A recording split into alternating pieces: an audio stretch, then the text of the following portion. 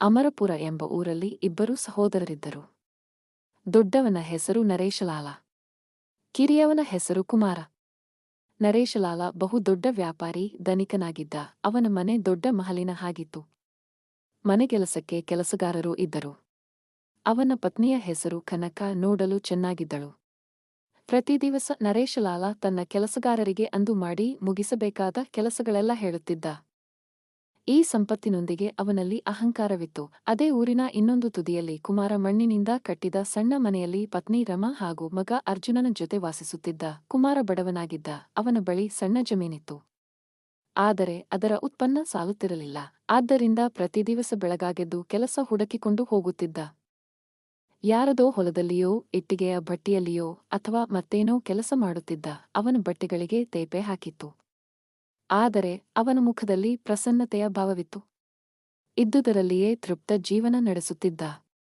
ಒಂದು ದಿವಸ ಪತ್ನಿ, ಮನೆಯಲ್ಲಿ ಧಾನ್ಯ ಮುಗಿದಿದೆ, ನಾಳೆಗೆ ಮತ್ತೆ ವ್ಯವಸ್ಥೆ ಮಾಡಬೇಕು, ಇವತ್ತು ಹಾಗೂ ಹೀಗೂ ಇದ್ದುದರಲ್ಲಿ ಮಾಡಬಹುದು ಎಂದಳು.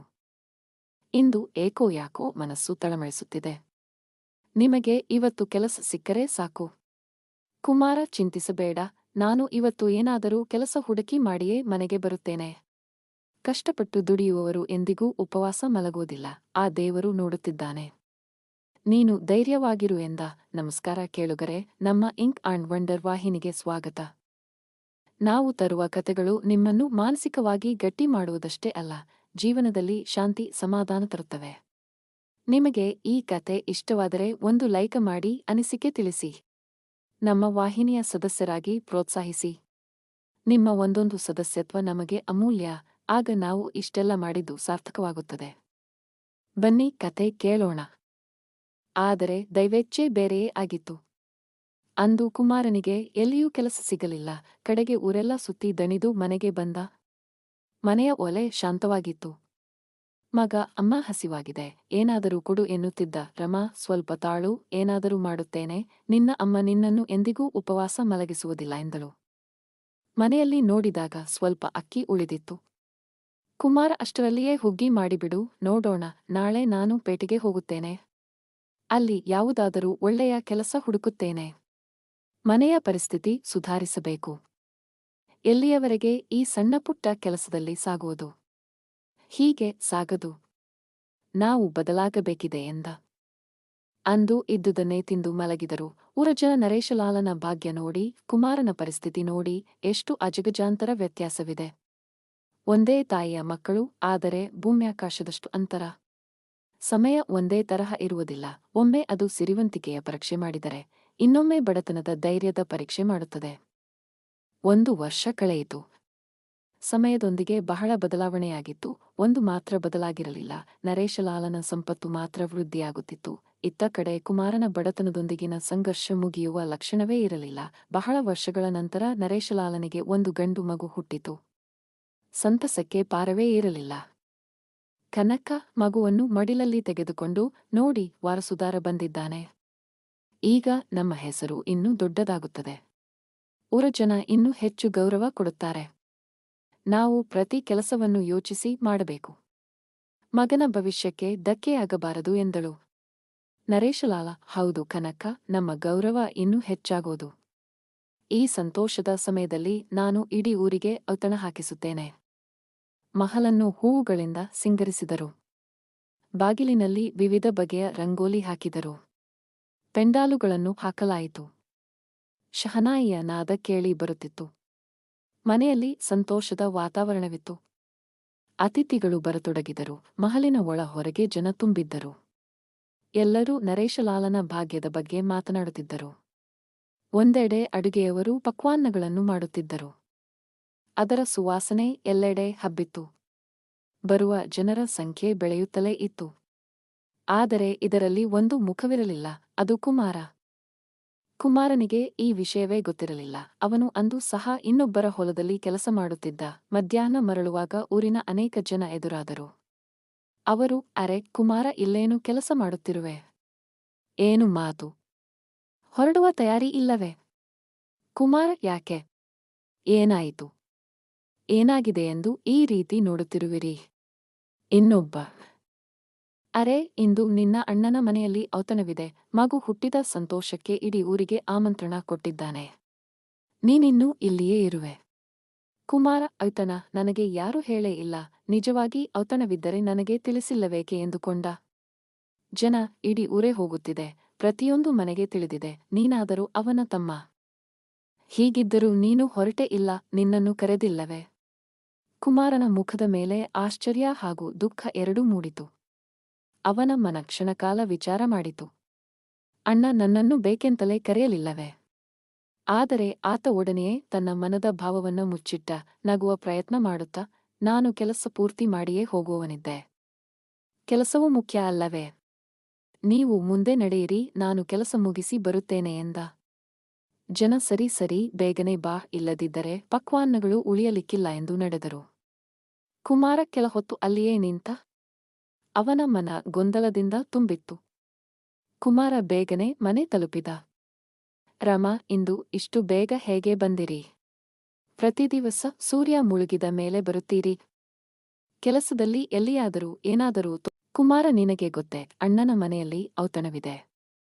ಅವನಿಗೆ ಗಂಡು ಮಗುವಾದ ಸಂತಸದಲ್ಲಿ ಇಡೀ ಊರಿಗೆ ಔತಣ ಹಾಕಿಸುತ್ತಿದ್ದಾನೆ.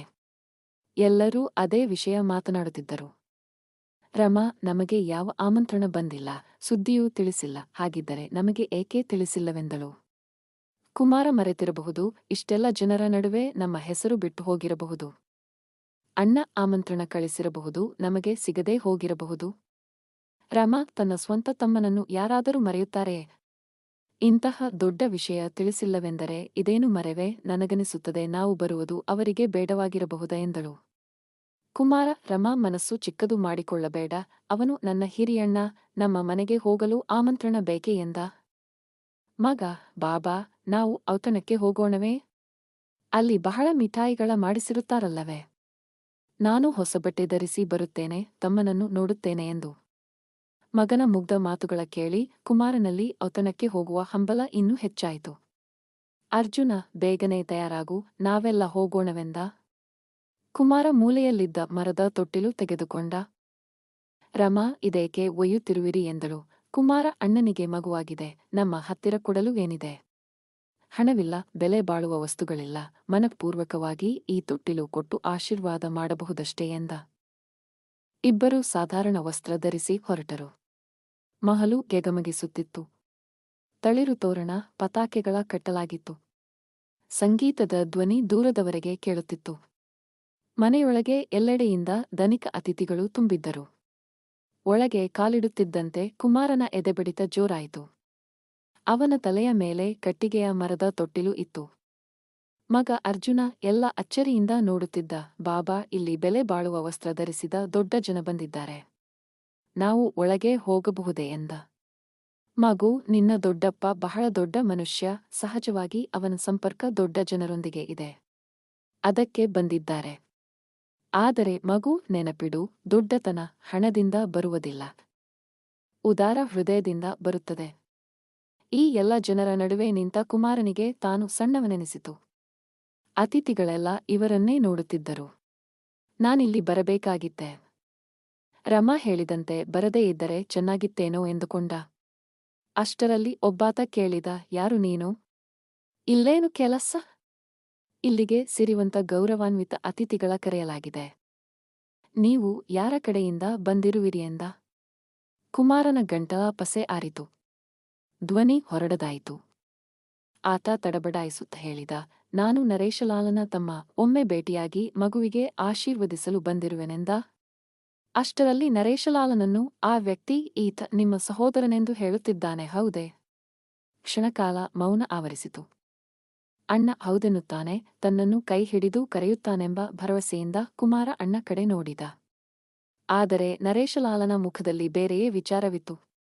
ಆತ ಕುಮಾರನನ್ನು ನೋಡಿ, ಈತ ತನ್ನ ತಮ್ಮನಲ್ಲ, ನೀವು ತಪ್ಪು ತಿಳಿದಿದ್ದೀರಿ.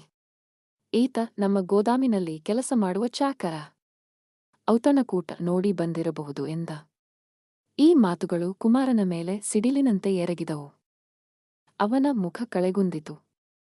ಆತ ನಡುಗುವ ಧ್ವನಿಯಲ್ಲಿ, ಅಣ್ಣ, ನಾನು ನಿನ್ನ ತಮ್ಮ ಕುಮಾರ, ಗೊತ್ತಾಗಲಿಲ್ಲವೇ? ನಿನ್ನ ಸಂತೋಷದಲ್ಲಿ ಪಾಲ್ಗೊಳ್ಳಲು, ಮಗುವನ್ನು ಆಶೀರ್ವದಿಸಲು ಬಂದಿದ್ದೆ. ನನ್ನ ಗುರುತು ಸಿಗಲಿಲ್ಲವೇ? ಕಡೆಗೆ ಕುಮಾರ ತಲೆ ತಗ್ಗಿಸಿಕೊಂಡು ಹೊರ ನಡೆದ. ಅವನೊಂದಿಗೆ ಗೇಟಿನ ತನಕ ಬಂದ ನರೇಶಲಾಲ, ನೋಡು, ಇಲ್ಲಿ ದೊಡ್ಡ ದೊಡ್ಡ ಜನ ಇದ್ದಾರೆ. ನಾಟಕ ಬೇಡ, ಕೆಲಸ ಬೇಕಾದರೆ ನಾಳೆ ಗೋದಾಮಿಗೆ ಬಂದು ಭೇಟಿಯಾಗು. ಮಾತನಾಡೋಣ. ಅತಿಥಿಗಳ ನಡುವೆ ಇಂತಹ ಮಾತು ಬೇಡ.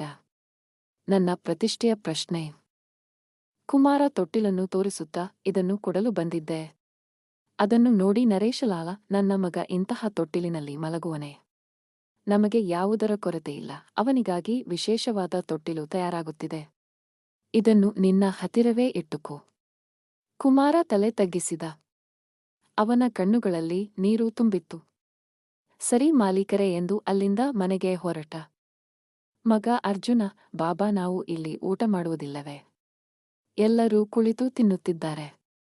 ಕುಮಾರ, ಇಲ್ಲ ಮಗು, ನಾವು ಮನೆಗೆ ಮರಳಬೇಕು. ಇಲ್ಲಿರುವುದು ಸರಿಯಲ್ಲ. ಇಬ್ಬರೂ ಮನೆಯತ್ತ ನಡೆದರು.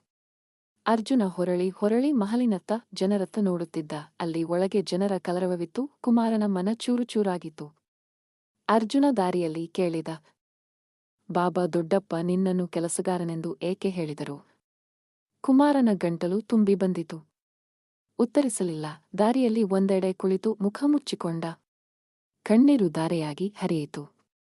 ಅರ್ಜುನ, ಅಳಬೇಡ ಬಾಬಾ, ನಾನು ಬೆಳೆದು ದೊಡ್ಡ ಮನುಷ್ಯನಾಗುತ್ತೇನೆ. ಆಗ ನಿನ್ನನ್ನು ಯಾರೂ ಕೂಲಿಯವನೆಂದು ಅನ್ನುವುದಿಲ್ಲ. ಕುಮಾರ ಧನಿಕನಾಗುವುದು ಅವಶ್ಯಕವಿಲ್ಲ ಮಗು, ಒಳ್ಳೆಯ ಮನುಷ್ಯನಾಗುವುದು ಅವಶ್ಯಕ. ಮನೆಗೆ ಮರಳಿದ ಇಬ್ಬರ ಮುಖ ನೋಡಿ ರಮಾ ಏನಾಗಿರಬಹುದೆಂದು ಅರಿತುಕೊಂಡಳು.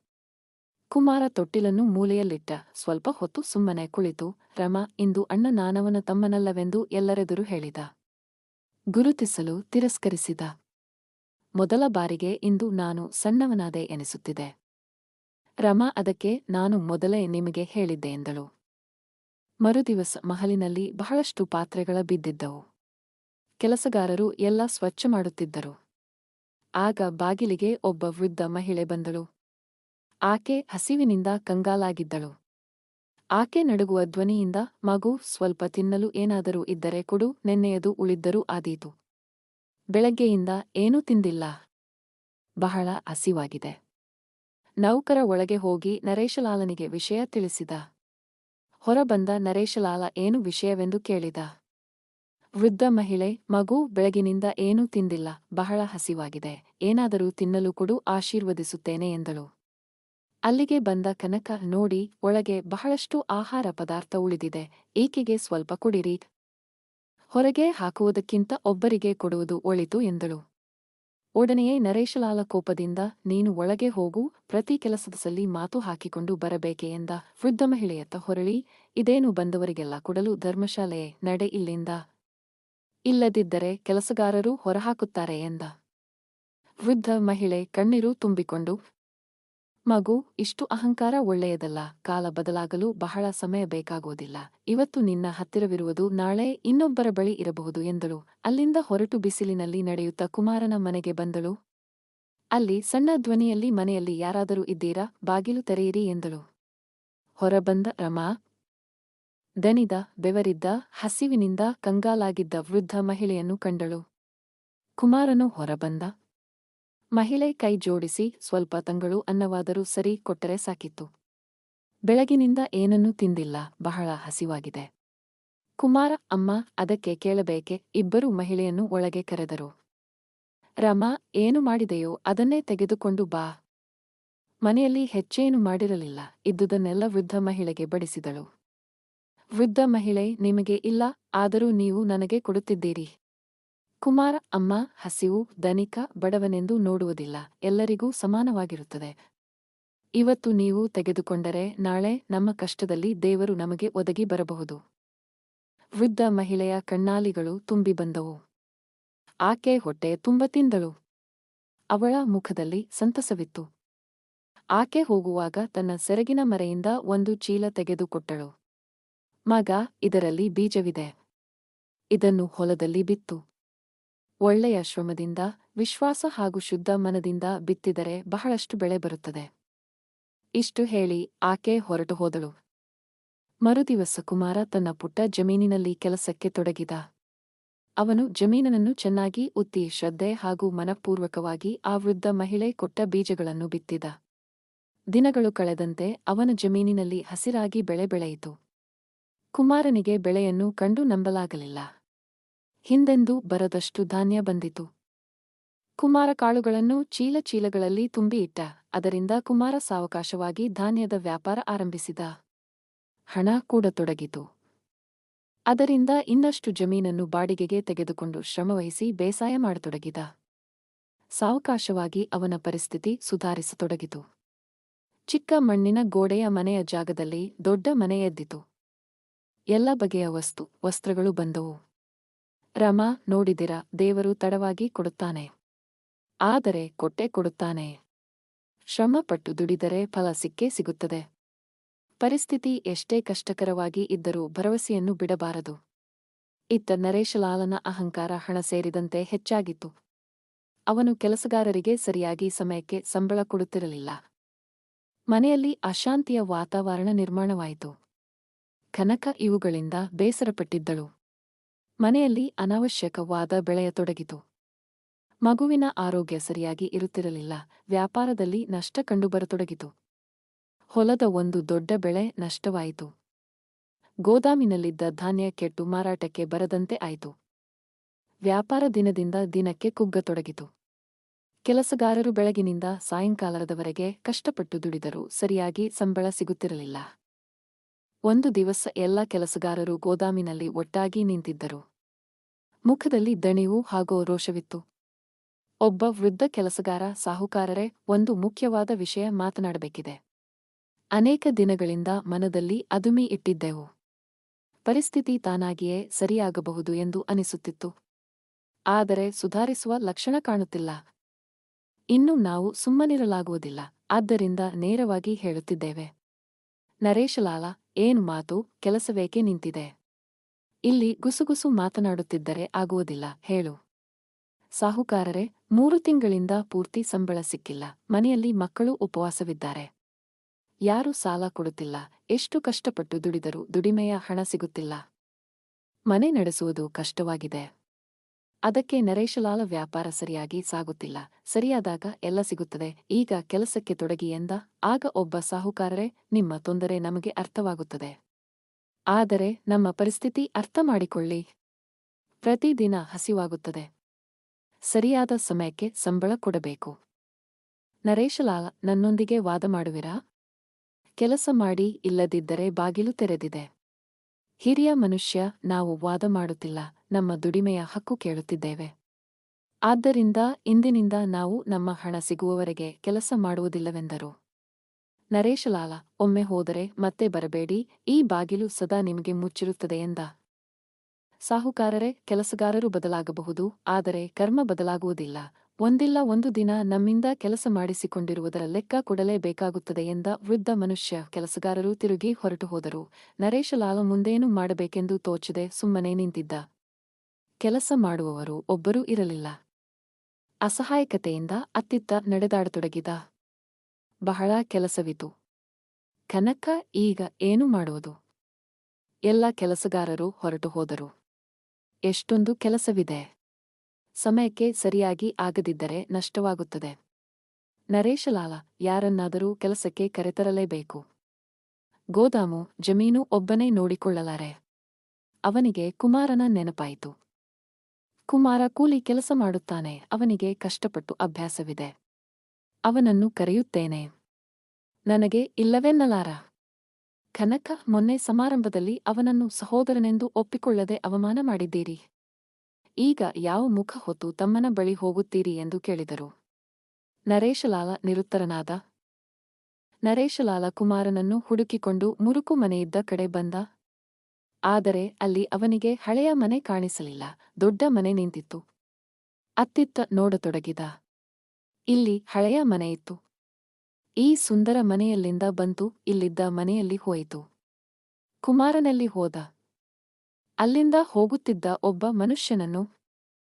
ಇಲ್ಲಿ ಕುಮಾರ ಇರುತ್ತಿದ್ದ ಸಣ್ಣ ಮನೆಯಿತ್ತು. ಎಲ್ಲಿ ಹೋಯಿತು? ಕುಮಾರ ಎಲ್ಲಿ ಹೋದ ಎಂದು ಕೇಳಿದ.